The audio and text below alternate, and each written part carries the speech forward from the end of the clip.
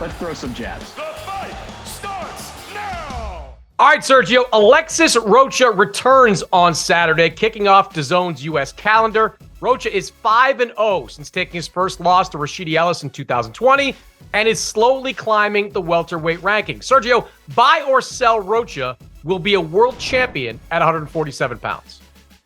I'm buying, Mannix. I love what I'm seeing with Alexis Rocha after bouncing back from his first loss with Rashidi Ellis. Like you said, 5-0, 3 knockouts, and he's doing it, in a well-rounded fashion. He's becoming an inside fighter, an outside fighter. He cuts off the ring, the body shots, the uppercuts. Everything looks good. There's nothing I could pick apart here. I think he has a great energy going forward. He's becoming an attraction in the LA area as well, putting butts in seats. I just really like what I'm seeing with Alexis Rocha. And like you like to say, Mannix, whenever those belts fracture at 147, we know who the top dogs are, Errol Spence and Terrence Crawford.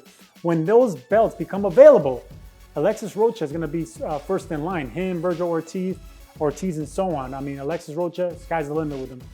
Yeah, that was a tough loss for Rocha back in 2020, but he was a little green at that time. He was fighting a guy in Ellis who was a little more experienced, certainly older, and he took that loss. And what I like about the aftermath of that loss is that Rocha didn't sulk. He didn't sit on the sidelines very long.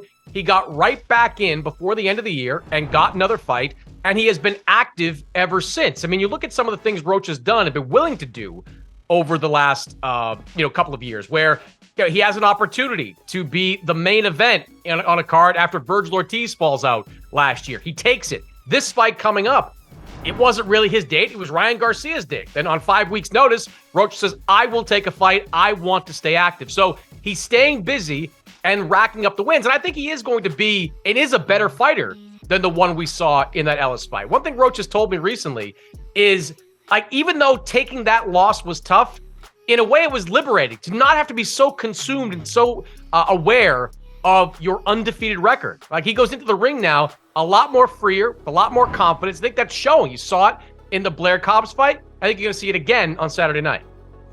Yeah, a lot of fighters hate the obligation, the responsibility of carrying that undefeated record. Some fighters actually do feel that pressure. I love that pressure. I love that zero. And once it went, it was on the championship level on my terms. But Alexis Rocha, I get you. Every time I asked him in the fighter meetings what he would have done different in that Ellis fight, he got annoyed. He just wanted to look forward. He was done looking backwards.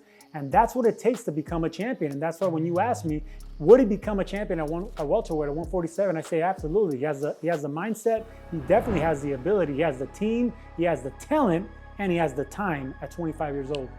And if you think about it, that opportunity could come sooner rather than later. We know that Virgil Ortiz is going to fight Amantes Stanionis at some point, probably in the month of April. You could see Rocha, if he gets a win on Saturday, getting one more fight right around that same time as the Ortiz fight. Maybe he even fights on the undercard of that fight. And if Virgil Ortiz eventually wins and gets elevated to full champion, which is certainly possible, we don't know what's going to happen with Errol Spence, a very makeable and a very marketable fight before the end of the year is Rocha against Ortiz. Two Southern California guys who could draw a crowd in Los Angeles, could draw a crowd potentially in Texas. And that's a fight I know that Alexis Rocha believes he's ready for. No, Ortiz is a Dallas favorite, and Rocha is becoming an attraction, like I said, here in the Southern California area.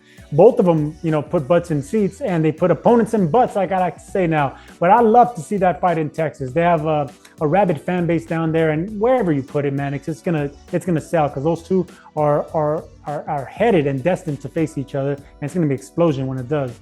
I think the lesson learned with Alexis Rocha is, even in defeat, if you stay busy, if you keep picking up wins, you can get right back to where you were. In Rocha's case, you can surpass it.